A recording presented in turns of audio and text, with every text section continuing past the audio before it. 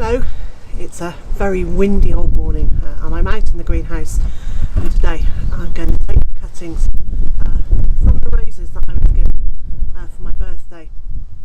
Where are we? Just over 3 weeks ago. So they've been sitting in the kitchen looking beautiful, but now I'm going to take them on to the next stage. And so what I'm going to use are my secateurs and a pair of gloves. Even Monty's here to help. You being very helpful, boy? So I'm going to fill a pot with some compost, just a general purpose compost. So I'm just going to take one stem at a time and just check it over a little bit and make sure it hasn't got any damage on it. And then using the secateurs, snip off the bottom and snip off the head. Just make sure there's no leaves on it. And then just push it gently into the compost. It doesn't need very much sticking out the top of the compost.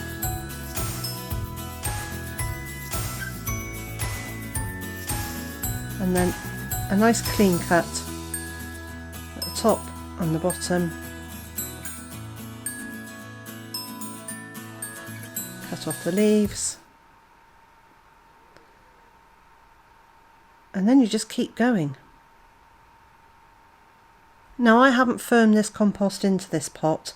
Actually what I did was I gave it a bang on the workbench, and then actually I did it on the ground in the end, and just banged it a little bit just so that the compost would settle nicely into the pot but not be too compacted.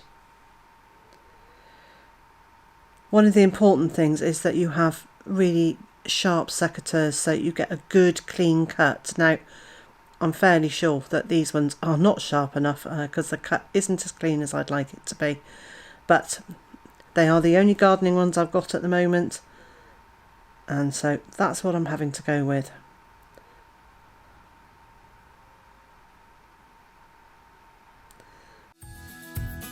You see this one's got a bit of damage at the bottom, so I don't want that, so I've cut higher up.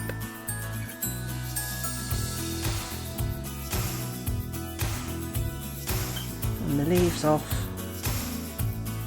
The thing about these is that pretty much all roses are grafted onto a rootstock, which obviously these ones won't be, so there is no telling what your new rose plant is likely to be in terms of height or width, or whether it will be a really straggly one, or whether it will be any good at all.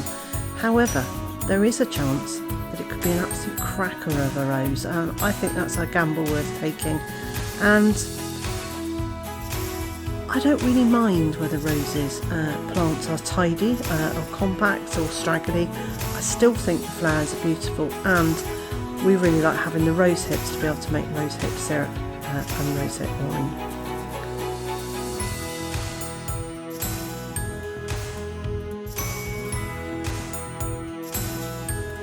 You see this one's got a bit of damage in the middle, so I won't use that at all. Well, that one's okay.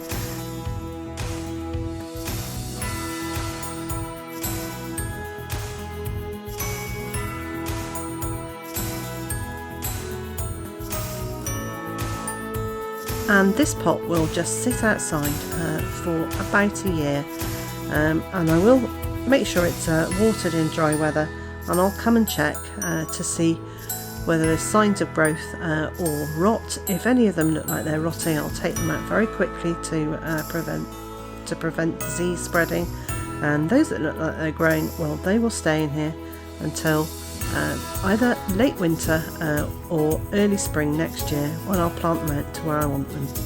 Everything that's left over, all these rose heads and stems, are now going to go out onto the compost heap, and I'm going to get this outside and give it a good watering.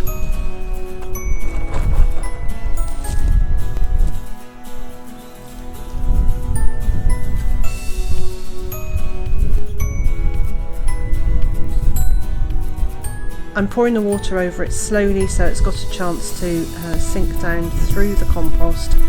If you do it too quickly, all that's going to happen is it's going to wash the compost over the top of the pot.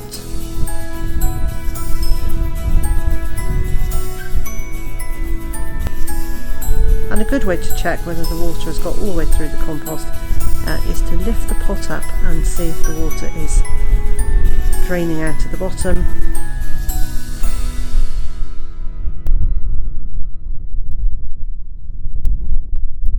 And now I'm going to label it. It's my birthday roses from 2018.